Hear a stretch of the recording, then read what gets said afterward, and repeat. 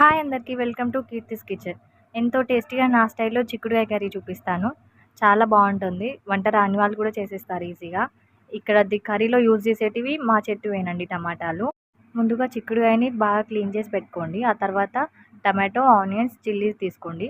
ఇలాగా చూపిస్తున్నట్టుగా కట్ చేసి పెట్టుకోండి. ఆ తర్వాత ఒక పాన్ తీసుకొని 2, 3 టేబుల్ స్పూన్స్ ఆయిల్ వేసుకోండి. ఆ తర్వాత ఆవాలు, జీలకర్ర వేసుకోండి. అవి కొంచెం చిటపటలు అయిన తర్వాత ఆనియన్స్, చిల్లీస్ వేసుకొని ఫ్రై చేసుకోండి. కొంచెం సాల్ట్ వేసుకొని ఫ్రై చేసుకోండి, త్వరగా మగ్గిపోతాయి. ఆ తర్వాత కర్రీ లీవ్స్ వేసుకోండి. ఈ ప్లేస్లో మీరు అల్లం తినే వాళ్ళైతే అల్లం వెల్లుల్లి పేస్ట్ వేసుకోవచ్చు, నేను వేయట్లేనండి. 1/2 టీ స్పూన్ పసుపు వేసుకొని కలుపుకోండి. ఆ తర్వాత మనం కడిగి పెట్టుకున్న చిక్కుడుకాయ ఉంది కదా, అది వేసేసుకోండి. అది వేసుకొని కలుపుకోండి బాగా. హై ఫ్లేమ్లో పెట్టి ఒక 2 మినిట్స్ కలుపుకోండి, త్వరగా కుక్ అవుతుంది. ఆ తర్వాత టమాటోస్ వేసుకొని కలుపుకోండి.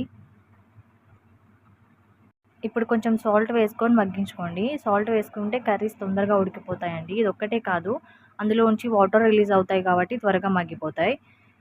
ఇవి కాస్త మగ్గిపోయిన తర్వాత కారం యాడ్ చేసుకోండి, కలుపుకోండి. ఈ టైంలో మీరు టేస్ట్ చూసుకోండి, కారం ఉప్పు సరిపోయిందో లేదో. ఒకవేళ మీకు తక్కువ ఉంటే ఈ స్టేజ్లో యాడ్ చేసుకోండి.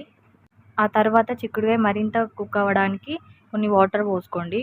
వాటర్ పోసుకొని కలుపుకోండి బాగా. ఎక్కువ పోయకండి, లైట్గా చిన్న టీ గ్లాస్ అంతా పోసి మధ్య మధ్యలో ఇలా కలుపుకోండి. చాలా గ్రేవీగా వస్తుందండి కర్రీ ఇలా చేయడం వల్ల. నార్మల్గా ఫ్రై చేస్తే ఇలా రాదు. మీకు ఉడికిందని తెలియడానికి ఒక బబుల్స్ వస్తున్నాయి చూడండి, అలా వచ్చిందంటే మీ కర్రీ ఉడికిపోయినట్టే అండి. ఈ చివరిన కొంచెం ధనియాల పొడి యాడ్ చేసుకోండి. మీరు తినే వాళ్ళైతే యాడ్ చేసుకోండి, లేకపోతే లేదు. కొంచెం కొత్తిమీర యాడ్ చేసుకొని కలుపుకొని ఒక 2 మినిట్స్ ఫ్రై చేసుకున్న తర్వాత దింపేసుకుంటే అంతే, ఎంతో టేస్టీ అయిన చిక్కుడుకాయ కర్రీ రెడీ.